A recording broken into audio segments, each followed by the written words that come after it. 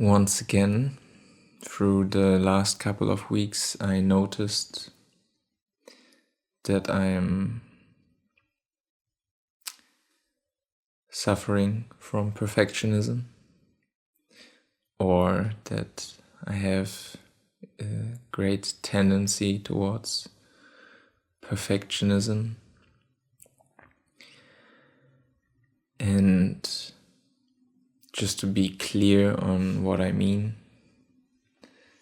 to maybe describe perfectionism with my own words, I think it has a lot to do with fear, the fear of not being good enough, or the fear of decisions, the fear of actions not being good enough, not leading towards a result that's satisfactory, that's safe, or pleasurable or accepted, generally fearing that something's not beneficial for me, and that if I decide myself towards one thing, or if I perform a certain action, that then I will be worse off because of that, which then leads to analysis paralysis, being paralyzed by the constant thinking, constant analyzing of different options. Should I go for A or B? Yeah, maybe A is good, but B is also good.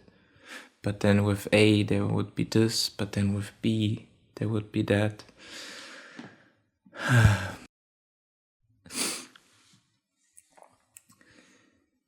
And yeah, I just wanted to talk a little bit about this condition or this tendency that I have, and how I'm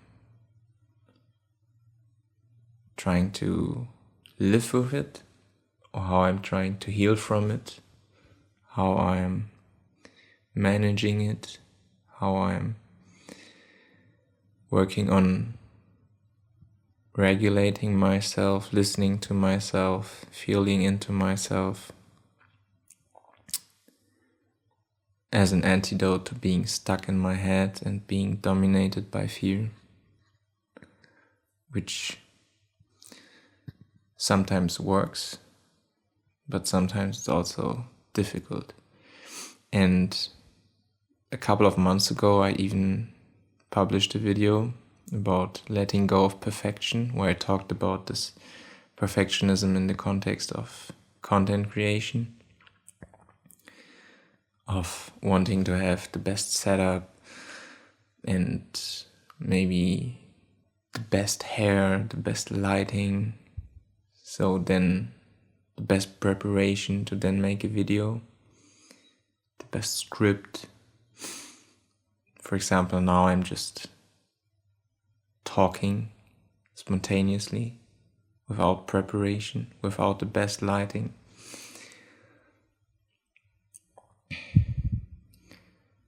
So sometimes I'm able to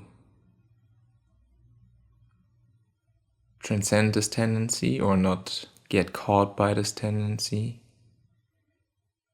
Sometimes I'm able to trust myself and to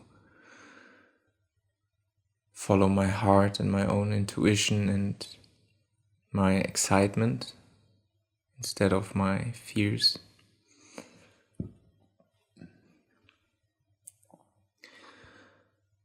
But I think that's something I noticed recently, is that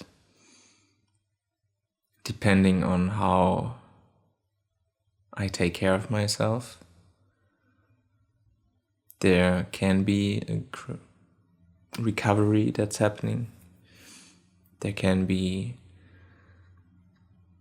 ease and a certain flow, certain confidence, but there's always the possibility to kind of fall back into this habit, this thinking of perfectionism.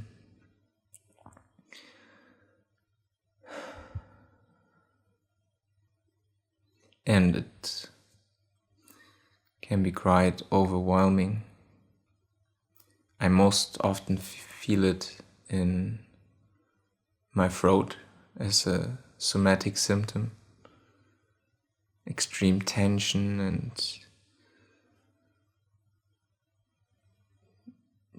feeling of numbness in a way in regards to emotions, feeling cut off or disconnected from my emotion. And how I'm working with that, or how I'm trying to soften this tension, then getting to my body again, is kind of through mindfulness, but not in the way it's maybe traditionally understood, but more so with different techniques where mindfulness is helpful. So I recently, through Gemini, the AI, I found the trying on method, where I imagine myself making one decision and sticking with it. So with option A. Or then I also imagine myself with option B. And I do this separately or one after the other. And when I imagine deciding myself or making a decision for one thing, then after that or during that, I then feel into my body. So I don't keep engaging in the spiral of thinking or in this loop that's kind of never ending or that never gives me an answer, this analysis paralysis, but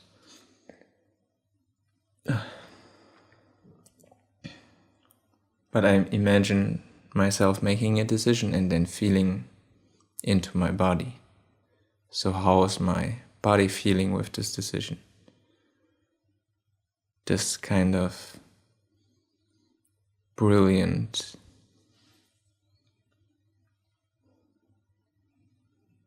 organic living spacesuit that we live in, which has so much intelligence and wisdom, and which is working to such an immensely, impressive degree every day, supporting us, supporting me. So then I feel into my body and see, is there relief maybe with a decision or with a certain scenario? Or would this create even more tension? So would it make myself even more agitated? Or would it actually give me relief and relaxation? And that's one method, and that's really interesting. And I feel like there's always a very clear answer in the body. I think the difficult thing about this is actually doing it and sitting down and facing the tension and facing the body, reorienting ourselves to maybe the tension in our throats or the tension that's somewhere else in the body. And I feel like there are different techniques. There's also focusing. So you see, okay, what is the felt sense in the body? So maybe the felt sense is tension in the throat. And then you kind of ask this tension what it's trying to tell you or what it's about, and you can go back and forth, go kind of in a conversation with this feeling. Then there's also the perspective practice that I do, where I put my hand on different parts of my body, starting with the lower part of my stomach, then the solar plexus, I think, the heart, the throat, the eyes, top of the head, which is something I learned from my Zen teacher. And then I just say, emotion say, and I just wait for whatever comes up. Then I say instinct say, or I start with instincts. So I say instinct say, and just hear what my instincts have to tell me about a certain situation. There's also the compassionate inquiry method. It's a therapeutic method from Gabor Mate, which also works with similar mechanisms, but in a one-on-one setting. So someone is doing this with you, and I had a few sessions in this therapy style.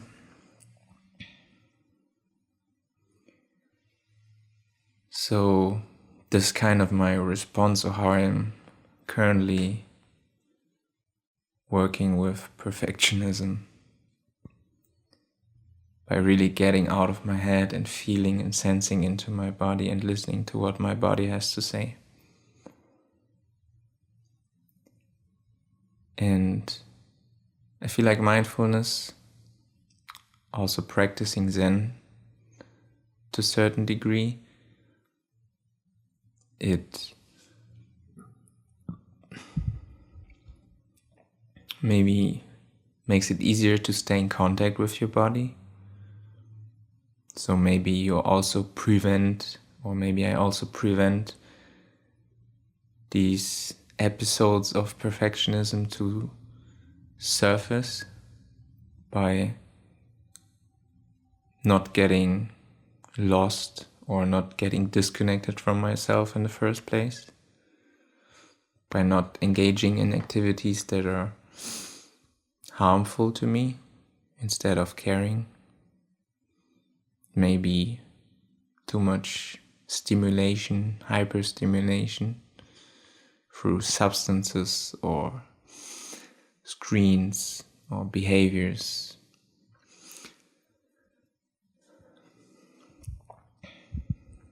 Let's pick alcohol as a very easy example.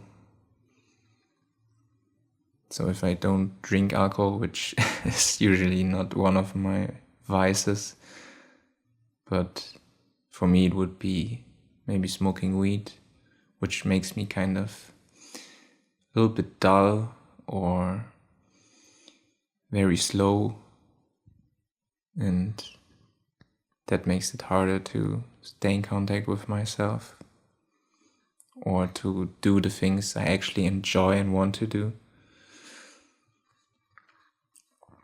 Makes me less conscious instead of more conscious, more compulsive instead of less compulsive.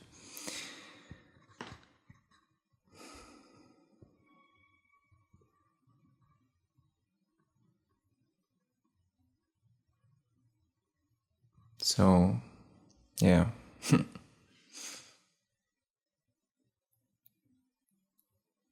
I guess my answer to perfectionism, my way of handling perfectionism, is really taking care of myself, loving myself,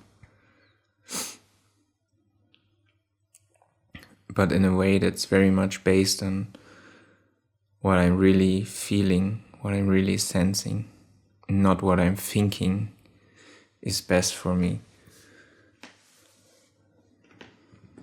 not what I've analyzed to be best for me. which may be right, but can also maybe be based on wrong conclusion, wrong assumptions, be dominated by wrong assumptions like not being good enough or needing to overly protect myself.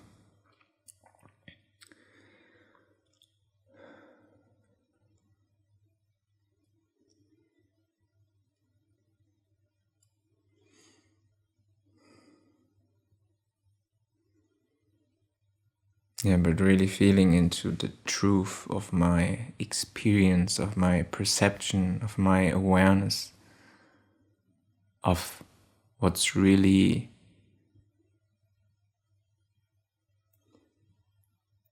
there, what's the truth.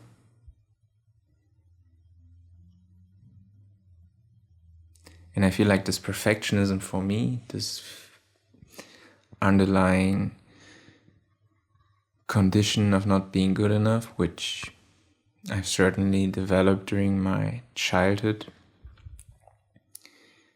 It's kind of an escape from the truth, or it was an escape from the truth in the sense of it was an escape from my own personal life and experience, because at the time or during my childhood it was probably, or it was certainly sometimes too painful and there was too much suffering. So then maybe this perfectionism is kind of an escape or like a misguided solution of wanting to protect myself, wanting to live or move in such a way that I don't encounter this pain and suffering again to such a high degree, or to the varying degrees, or to the very intense periods of pain and suffering that I experienced, where I felt judged by my parents, judged by the teachers in school, and where I didn't feel seen or loved or understood, but I felt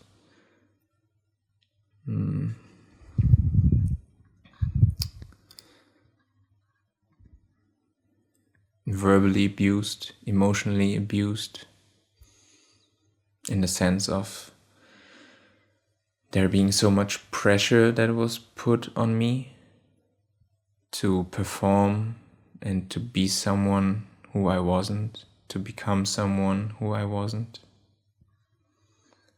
And then this now turning towards my body, listening to my body, it's actually listening to myself in the way I am, how I am already. So taking care of or listening to the aspects of myself that didn't have space when this perfectionism condition kind of formed.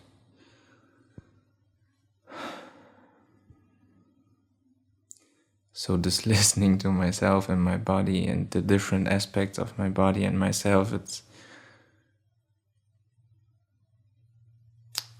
kind of transcending this conditioning, transcending this defense mechanism, which is perfectionism.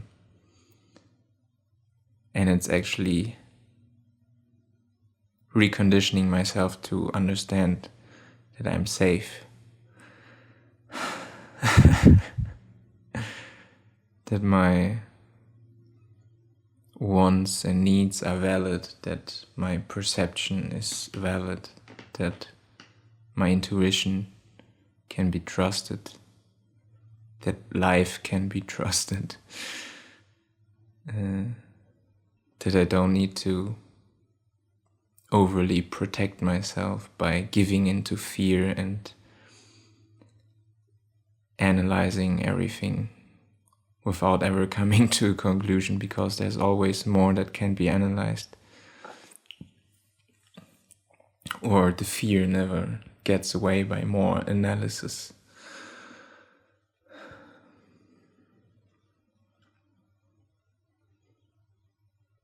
So that's how I'm currently living and working with my perfectionism. And it's something I wanted to share and talk about, because this is an hour of space, I guess, where I can value my own expression instead of the fear of what may go wrong or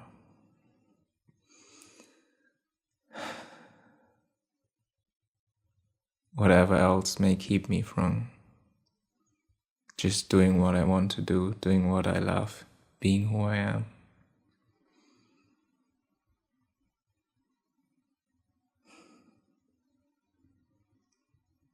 So thank you for listening, and I hope if you're watching this that, maybe it resonates with you. Maybe you can see yourself in this as well. And